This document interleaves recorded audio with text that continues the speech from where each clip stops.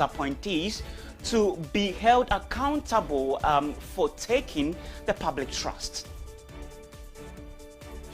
Also in the program, over 50 shops and homes were destroyed by fire at Tantra Hill Court Pub on Monday with no casualties reported.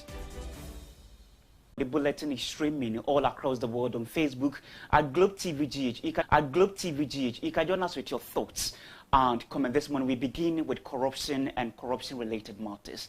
The Office of the Special Prosecutor has officially declared former Finance Minister Kenneth Nana Yawo-Foriata wanted in connection with multiple corruption-related charges. The OSP issued a public notice seeking information on his whereabouts. According to the notice, Kenneth Foriata is wanted for questioning regarding financial losses to the state through several transactions. These included controversial National Cathedral projects, the Ghana Revenue Authority's partnership with Strategic Mobilization Ghana Limited, the termination of the ECG BXC contracts, ambulance procurement contracts, and tax refund account utilization. The OSP has urged the public to provide any relevant information on its relocation, listing possible destination as the United States and the United Kingdom. Furthermore, citizens with information have been directed to contact the OSP through provided phone numbers or WhatsApp. Kenneth Foriata, who served as Finance Minister from 2017 to 2023, has been a key figure in Ghana's economic policies. However, allegations of financial mismanagement and the lack of transparency have trailed some of his initiatives, leading to ongoing investigation by the Office of the Special Prosecutor.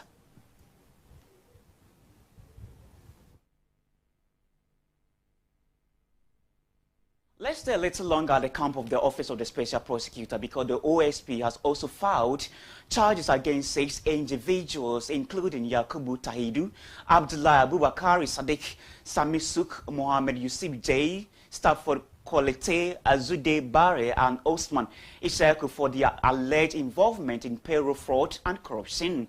They face 17 counts of corruption, which reported caused financial loss to the state. The case began with a referral from the National Security alleging that Yakubu Taidu, a former teacher at Balogu MAJSS, received salaries despite leaving his post to join the Microfinance and Small Loans Center, that's MASLOC. The remaining accused are believed to have facilitated or failed to provide the fraudulent payments. On your screen are the breakdown of the accusations against each individual. Yakubu Tahidu illegally received salaries after leaving his teaching post to join MASLOC.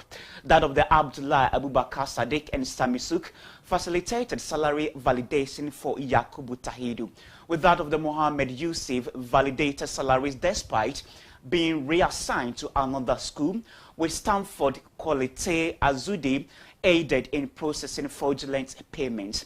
And Osman Isaku continued to validate irregular payments as the current MA Basic JH. The OSP assured to continue investigating the prosecuting cases to protect public funds and uphold accountability.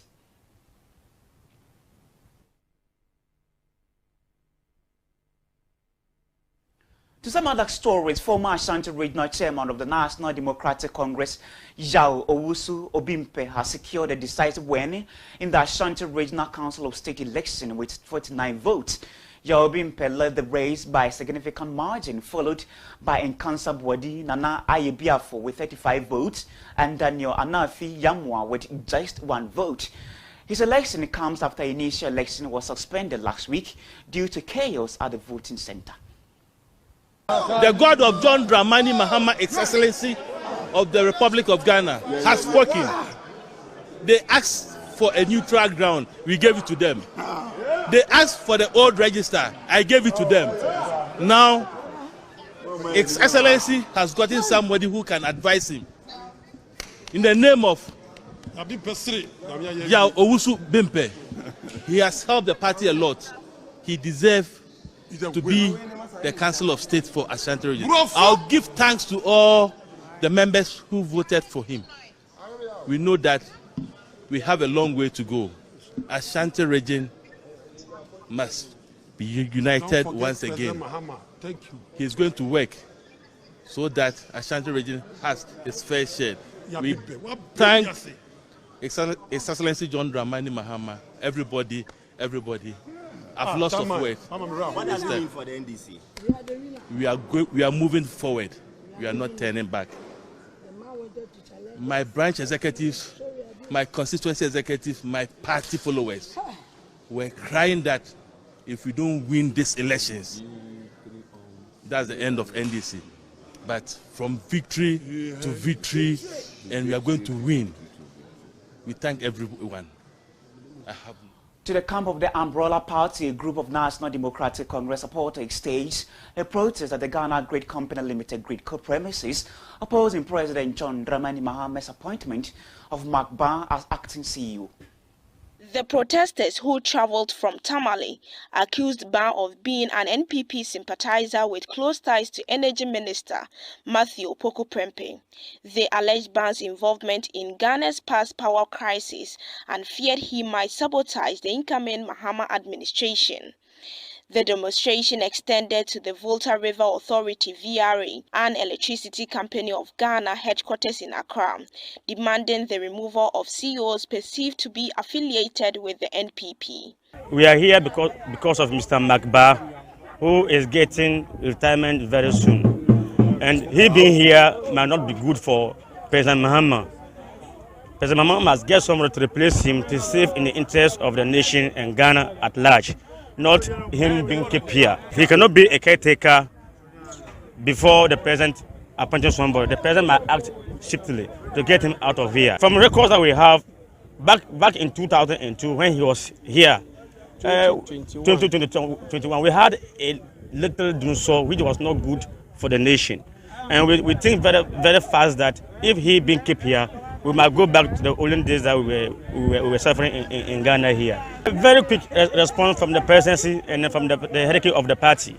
We are doing this in the interest of Ghana and in the interest of our great party, NDC. Sure. That is all. Sure.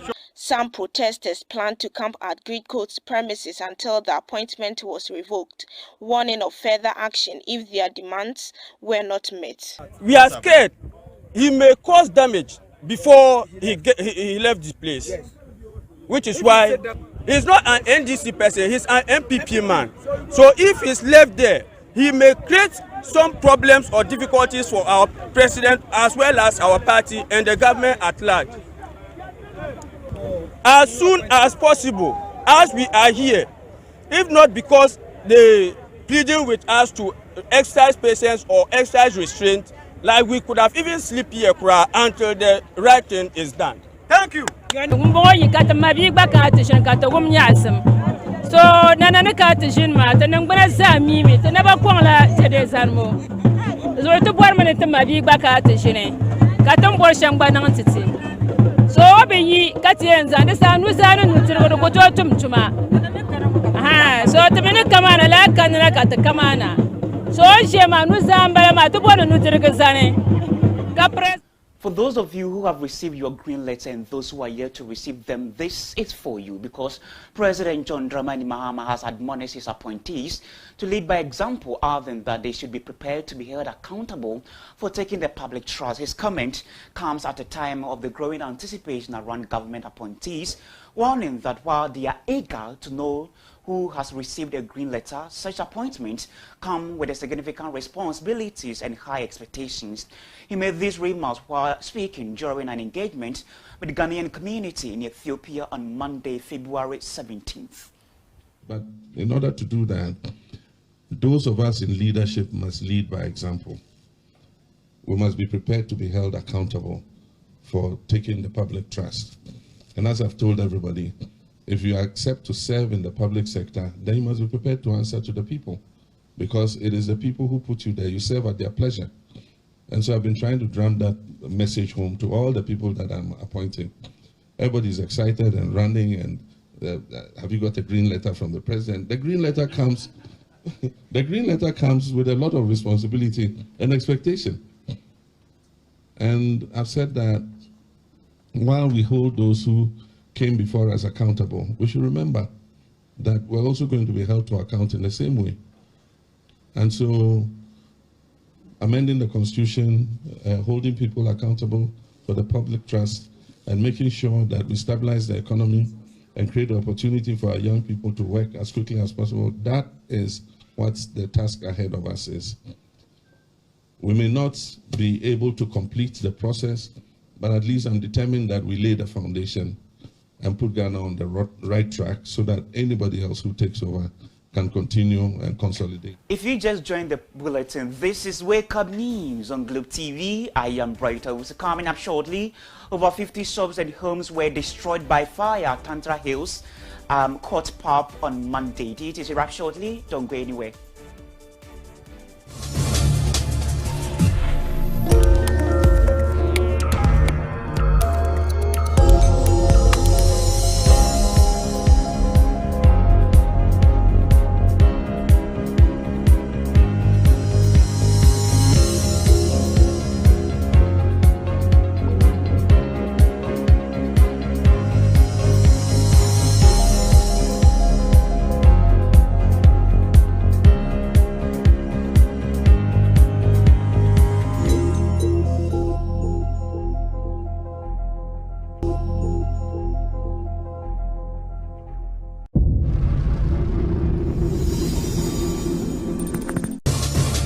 You're welcome back to the program. Over 50 shops and homes were destroyed by fire at Tantra Hill Court Pub on Monday, February 17, with no casualties reported.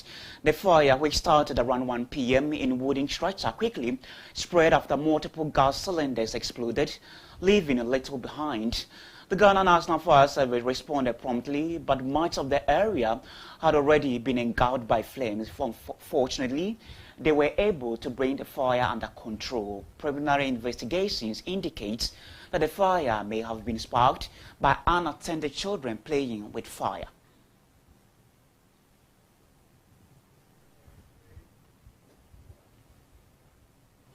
Now, the Speaker of Parliament, Alban Sumana Kingsford Bagbin, has donated essential medical supplies worth over 300,000 Ghana cedis to the Upper West Regional Health Directorate to support the fight against meningitis in the region. The donation aims to enhance the region capacity to manage and treat meningitis cases. The Upper West region has been experiencing a surge in meningitis cases. The region has currently recorded 129 suspected cases, with 16 deaths and 22 confirmed cases. The donation by Speaker of Parliament Alban Bagbin aimed to support the efforts of healthcare workers and the Regional Health Directorate to combat the outbreak. Speaking after the donation, the Right Honourable Speaker assured the healthcare workers in the region of Parliament's continued support in fighting against the disease. There's none of us who is dozing off or sleeping. It is something that we believe we should start working to do away with forever. As they said, it means changing its form, its nature, its size, and all the tricks unknown to man. If not, this is not the time we're expecting this onslaught. But here we are under serious attack by the enemy. And so we'll do all we can to support you, the health workers in the region and in the sector. This is just the first. As we go back, we'll look for more. Upper West Regional Director of Health Services, Dr. Damin Punyiri, stressed the importance of early reporting of cases, urging infected individuals to seek medical attention promptly. Dr. Punyiri assured that treatment is free and encouraged those affected to report to health facilities without delay. And so the health workers are doing their best to encourage early reporting. Those who reported early were treated successfully and discharged. And going forward, all who come in early, when you have not become unconscious, the chances are that with all this support coming, first from the Minister of Health, and now from the Right Honourable Speaker, we're going to ensure that people do not die. Treatment will be quite effective and will be timely as nobody is paying for the services. In response to the alarming surge in cholera cases across multiple regions, the Ministry of Health and the Ghana Health Service have launched a vaccination exercise in Accra. The initiative, which kicked off on Friday, February 14th, aims to immunize over 300,000 residents in the capital to curb the spread of the deadly disease.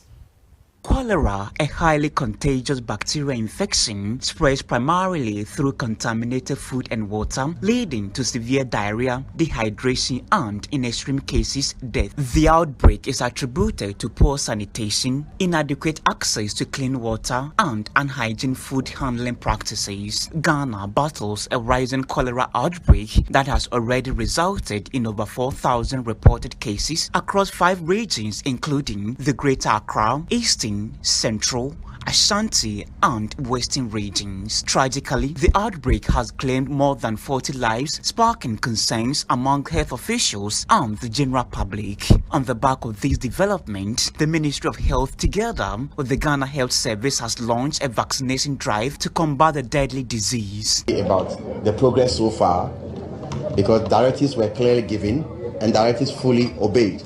They have an isolation center where they have isolated all the cases and the handling is perfect.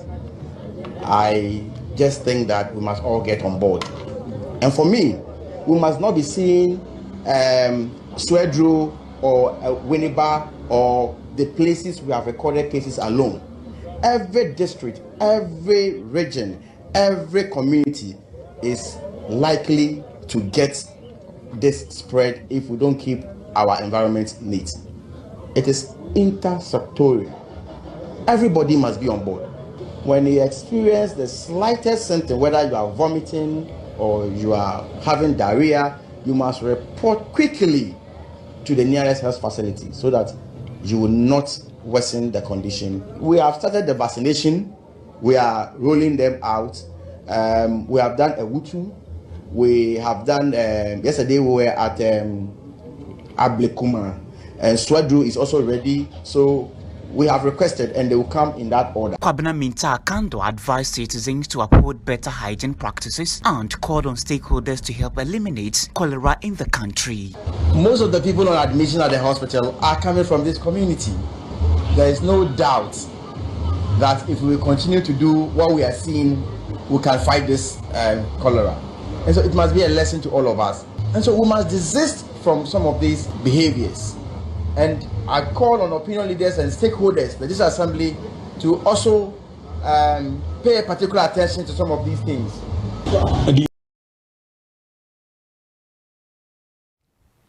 From health-related stories, Energy Minister John Abdullahi Jinapo has exposed what he describes as fraudulent dealing within the Electricity Company of Ghana, particularly in the handling of essential equipment. According to Jinapo, ECG has repeatedly failed to clear critical electrical supplies from the port, leading to unnecessary financial losses. He highlighted a particularly troubling incident where expensive equipment was left unclaimed and later auctioned at a fraction of its value. Expressing his outrage, the minister vowed to put an end to such practices regardless of any resistance.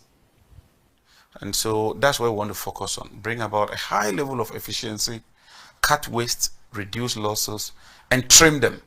And we intend to trim ECG.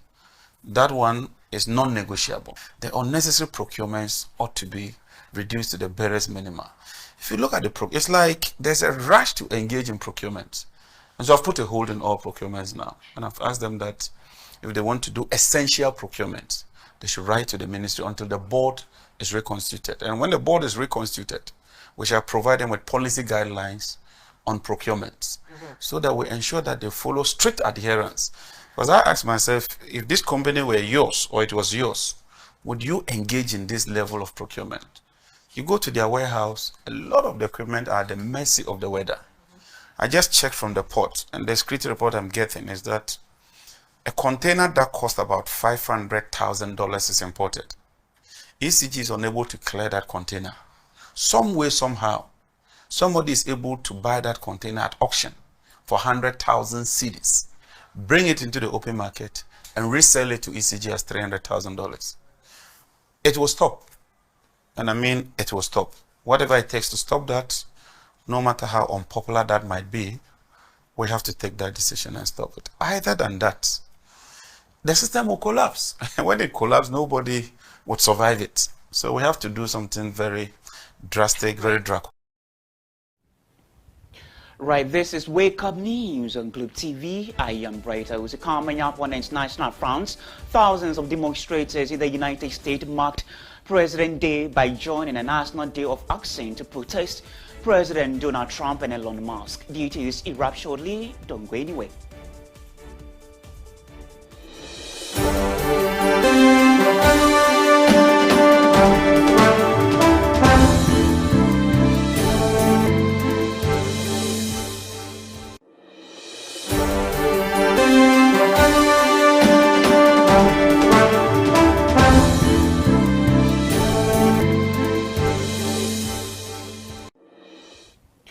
On an international front, thousands of protesters opposing broad swath of President Donald Trump's agenda took to the streets across the United States on Monday, calling Trump a king on President Day for this effort to terminate thousands of federal workers and to fire prosecutors and independent watchdogs within the federal government.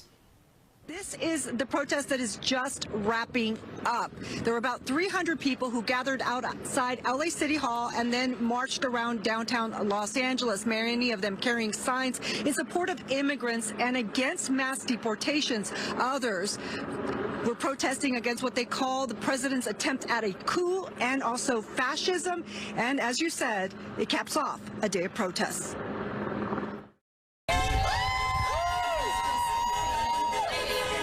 Hollywood, hunks of support for protesters who dubbed this Not My President's Day or No King's Day, taking aim at President Trump's policies and cuts. We have no kings here, so we're only interested in presidents that actually do their job. Inflation's going up. We need to bring our costs of groceries down. Fight, basically for me, Musk. You know, he wasn't elected. What is he doing, and why is he in all of these agencies he shouldn't be involved in?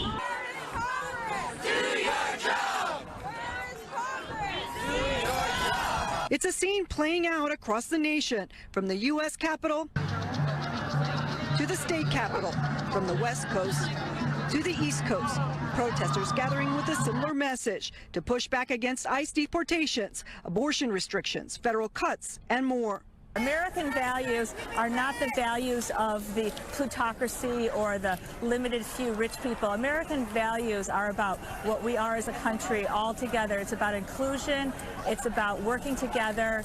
It's about checks and balances. In the South Bay, more crowds. Speakers in Long Beach calling on protesters to stay home on February 28th as part of a nationwide economic blackout.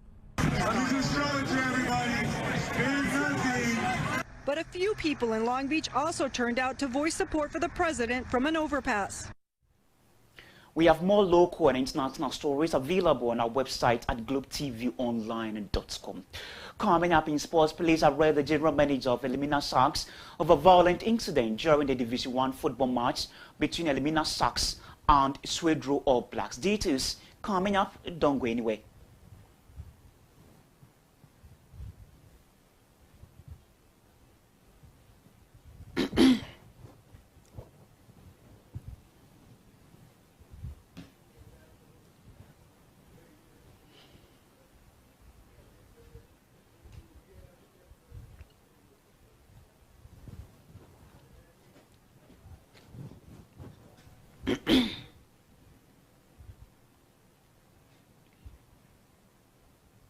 In a swift response to violent incident that marred the Division 1 football match between Elimina Sharks and Swedro All Blacks, the Ghana Police Service have arrested Kelvin Abuaji, the general manager of Elimina Sharks. Kelvin Abuaji is accused of leading an attack on the referee and other supporters at the end of the game on February 16th at the Indom Sports Stadium in Elimina in the Central Region. The incident occurred after contentious penalty call sparked intense protest from Elimina Sharks players officials and fans. The referee, Isidore Morrison, was confronted by an aggressive group of Sharks fans, and footage showed player J. Asamoah attempting to strike Morrison with a stone. Kelvin Abuaje is currently in police custody, assisting with the investigation, while efforts are underway to apprehend other culprits and bring them to justice. The Ghana Football Association has also taken action, charging Asamoah with violating the GFA disciplinary code.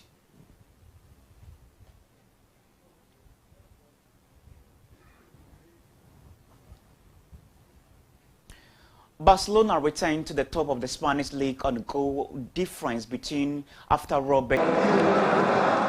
And that was a victory for Barcelona. Now, Leeds United staged a stunning late comeback to beat Sunderland 2-1 to return to the top of the Sky Bet Championship. Wilson put the Blackouts ahead in the first half with a moment of magic at Elland Road, but Leeds hit back late on.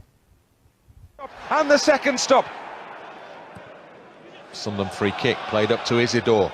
Isidore's in the penalty area and he's turned down Perdue and he's shot and it's hit the post, it's gone in. Straight ball, Isidore held off the defensive challenge and he's put it in off one post. Leeds United 0, Sunderland 1. Solomon takes it outside, carries it forward for Leeds. Firpo's on the overlap, gets the ball to him now, played into the middle. James underneath it with a header down. Cleared on its way towards goal. Solomon down the left-hand side. Solomon with Roberts in front. Up to the edge of the area. Plays it into Firpo. Gets a return ball to Solomon. Puts it in the middle. Level with the edge of the box. Back into Pirou, who has a shot. Good effort. Goalkeeper at full stretch. Strauch and Rothwell are the two players coming on. Strauch out to this near side and Firpo. It's fouled. Rothwell with the free kick for Leeds. Curls it in towards a goalkeeper. In it goes! Off the head of Pascal Strauch. Rothwell provides. Strauch finishes. Leeds United are level. Leeds 1, Sunderland 1. Rothwell's ball in the middle, heads up from Byram, cleared out as far as Ramazani, puts it towards the far post. It comes all the way kindly to Rothwell to come into the penalty area, to curl his shot in. Oh, he's done it! Oh, he's done it! Oh, yes! Rothwell's ball in, Strauch on the line, and now what scenes we have here! And that was a fantastic victory from Leeds United. Well, Vincent Fogo, Robert Konya and Osman Haruna will be on your TV screens at 9 a.m. with latest updates from the world of sports. Let's take a recap of our top stories. Office of the Prosecutor has officially declared former Finance Minister Kenneth Nana Yao Oforiatta wanted in connection with multiple corruption-related charges. And President John Dramani Mahama admonishes his appointees to be prepared to be held accountable for taking the public trust. And in the United States, thousands of demonstrators marked President Day by joining the National Day of Action to protest President Donald Trump and Elon Musk.